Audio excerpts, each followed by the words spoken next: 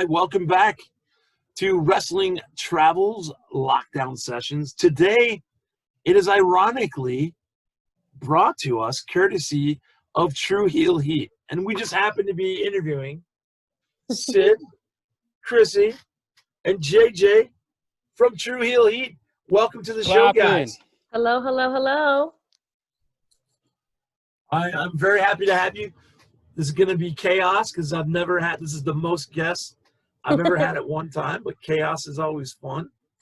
So what I want to do is just get a chance to get to know you guys. Got a chance to be on your podcast 2 weeks ago. Thank you very much. Had a blast. Awesome time. Thank you. Yes, had a blast. And I'll say this live on my show, even though it's going to be taped.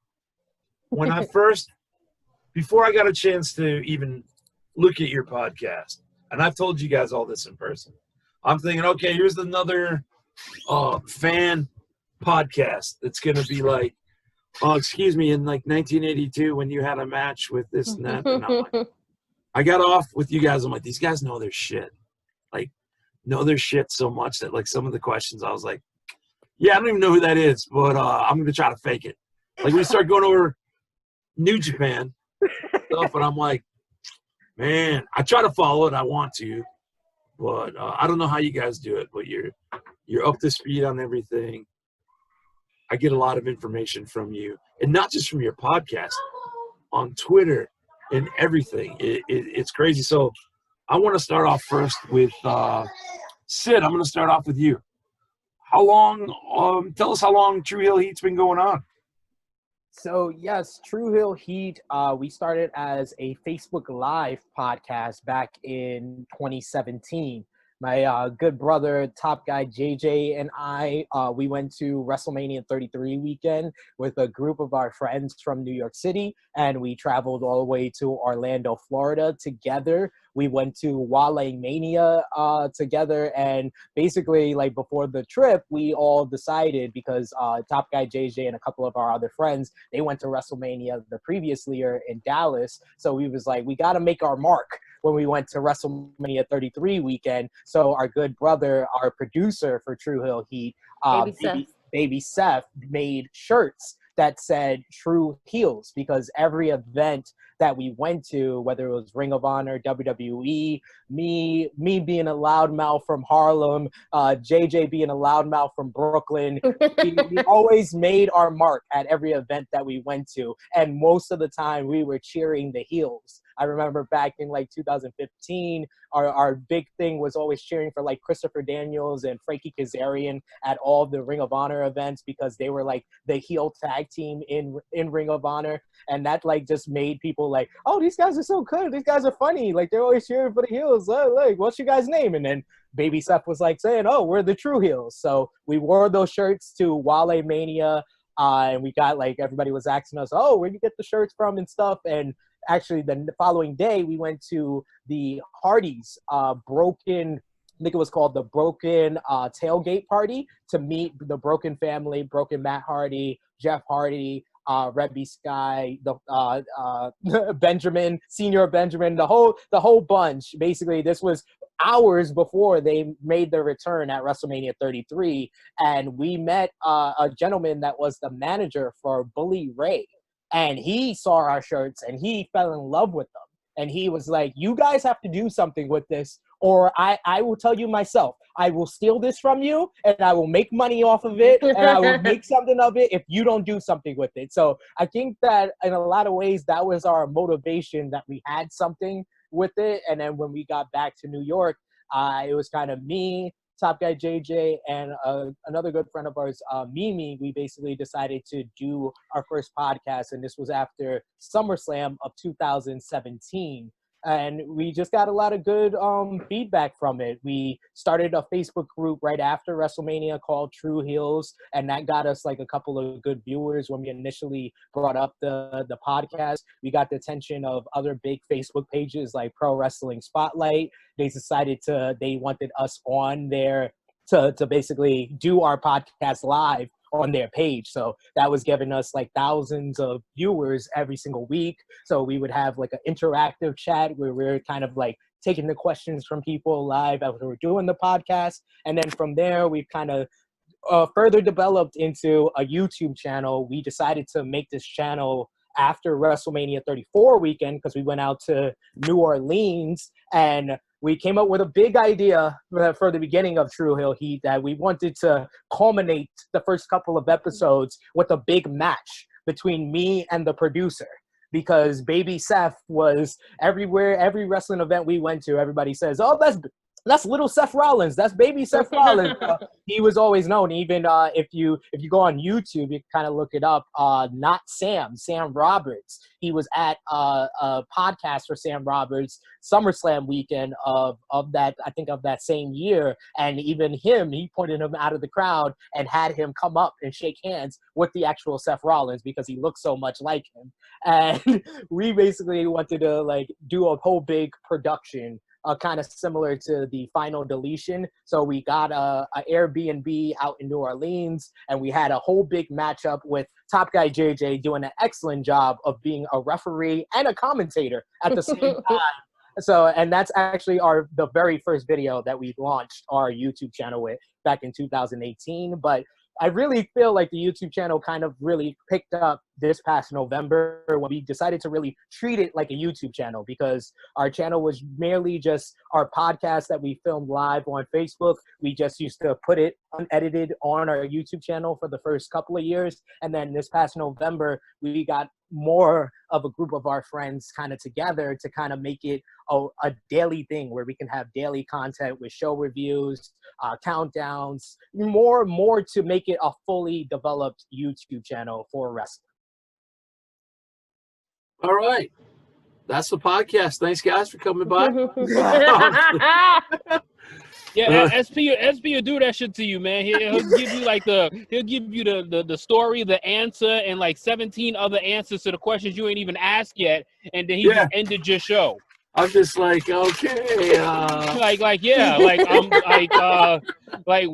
know where we originated from, you know where the idea, you know, he just answered like your whole page. He gave you a whole rant, you know. That's that's good.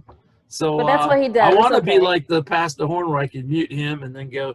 So, so Top Guy JJ, tell me this, because the one thing I am impressed with when I was on the podcast is the wrestling knowledge. When you guys first go out to WrestleMania, are you stuck in deep? Like, are you guys following New Japan, Ring of Honor, every little wrestling thing you can at that time, or has it just kind of developed over time? I would say for me personally, it obviously exclusively probably started with WWE. Like, you know, they were the show to go to. You know, they were, you know, the very first show I went to was ECW One Night Stand 2005. And that was clearly, you know, it was a WWE event. And then we just thought of, you know, how can we get to the big show? But in the meantime, it just kind of organically happened that we just started going to the other smaller venues. We started going to ROH. We started going to TNA. We started going to anything that we can lay that would make our pockets feel comfortable, but then also realizing how much we would then enjoy those non-WWE shows. Like those non-WWE shows, we left with such a feeling of high that we could probably go party for like 3-4 hours and not even be tired. The experiences I always get out of WWE is that shit wears me out, and then I'm tired. Like, I'm ready to end my night. And, you know, the WWE is the namesake experience. That's where you want to be. But going to those live shows, I've been totally inspired by the non-WWE shows. So that's what kind of started to make me follow all of the other brands more than just being a WWE fan, because of how much fun I had at those other shows. So, yeah, I started off WWE exclusively pretty much. And then it was really, oh, shit, like, there's really other good brands out here. So let's see where this shit goes. That's the thing I always say with independent wrestling is a lot of people, fans, I will say, hey, you know, there's a show. Oh, no. Hang on. Time? Nope, it gives me a 40-minute time limit unless I pay for it. So worst case scenario, we got 10 minutes left. So we'll cut out and we'll just redo this again. Oh, he got that We cheap spent a Zoom. lot of time waiting for everything to come up, so no worries about it. He got that cheap Zoom. I got that cheap Zoom too. Yeah, okay, good deal. I got the free Zoom. Oh yeah. Look at Sid, man. He's just mesmerized. No, SP's internet went out. Yeah. So, independent wrestling, that's the thing I always say. A lot of people say, hey, they want to go to WWE, AEW, but there's independent wrestling in their hometown, and they're like, oh, there's amateur pro wrestling. And I'm like, dude, that's pro wrestling. That's Yeah. the roots. So I'm glad to hear that you guys are encompassing. Christy, where do you come into the crazy equation? So, do we want to do this when he comes back or keep going? Let's just keep going. Okay, so I came into the equation. I met these lovely cats, these guys at a wrestling event in a bar, which is a viewing party for some other friends of ours, and they loved me because I instantly got into a confrontation with Sid about Ronda Rousey, and I think and JJ was just like, oh my God, who is this girl? And I had seen them a few times, but I never really spoke to them. I seen them at a few viewing parties, but I never really got to speak with them or whatever. So this was my first time. I think it was that an NXT event or was it a Yeah, that was I believe it was NXT Takeover 25. Okay, so I was at Takeover, and then I got into a verbal disagreement with Sid because he didn't like what I was saying. And JJ just was in love, was like, who is this girl? And then they invited me on their show. And then it's been rainbow and sunshine ever since, I want to say, right? So true story about that, right? True story about this, right? I was like, yo, the way I saw her reacting and I saw how passionate she was into wrestling, I was like, yo, I am so about to ask her out. Right? Because I was like, yo, she's mad engaging, she's mad cool. But then I was like, wait, and then I obviously, come on, we're men. So of course, I see the ring. So I'm like, oh shit, this actually made me respect her even more so. Because I was like, hold on, she's married and she's this freaking engaging and passionate. Oh, she's just dope. Oh, so this just makes it all easy. There's no segue bullshit in between this. I was like, oh, this is awesome. She's a married woman that loves wrestling. This is amazing. And then I was like, yo, Sid, we got to ask her. We got to ask her on to, I was like, somehow, I don't know how we're going to do it because I don't have her number. I don't have her information. But somehow we got to get to speak to her on this podcast. Somehow she's got to get on here. Because it was like, yo, we were missing the female presence badly. Badly. And especially somebody that had the verbiage and the passion that she did. And it's like, it just worked like a glove. She just fit in like a fucking glove. And when she did the first one, it was like, oh yeah, that was awesome. Nah, I don't think this is gonna be the last one. This is not even gonna be the second to or third to last one. You're here. You're with us. You're not fucking going anywhere. So Chrissy, we kind of left off with you. You kind of get a little bark back with Sid, and they're like, we gotta have this girl on. We've got some. We're lacking in the female department. So by the time you guys start the podcast to when you meet Chrissy in the bar, how much time has passed? How many podcasts have you done? Anybody? I believe we were up to Tru Heel Heat 26 or 27 was her first time on the podcast with us. Wow. So what's the reaction now? Was the podcast just Sid and JJ up till then? Yes. Now you add in a third person and it's a female. And how did that go over with anybody can take it? How'd that go over? From what they told me, I was accepted very well, and everyone loved me and enjoyed that I would argue with Sid a lot, and that me and JJ just didn't follow what he was doing. So it kind of I joined in at the right time. Everything happens for a reason. So perfect. Chrissy was the hot thing that entered the Tru Heels that we desperately needed. It was too much testosterone, and it was too much arguing between two brothers, and we needed something easy on the eyes, but also easy on the ears too, because we were definitely not easy on the ears. So then we got something easy on the eyes, which made us so much more tolerable, and she became the star pretty much instantly. You know, it reminds me of when I'm a big fan of like classic video games. Love Nintendo, Super Nintendo. I've gone to some convention, and trust me, deodorant is optional. But you know, there's all kinds of dudes there, and then you get the one girl who is into whatever, she's cosplayed up, and immediately everything's like whoosh. And the same thing with wrestling. I imagine you probably got like the credibility, and hey, those guys are wrestling fans, and girls talk to them, so you probably are the glue holding this all together, Chrissy. I mean, hey, I like being the glue then. Perfect. So I mean, I'm sorry, but no, you go, man.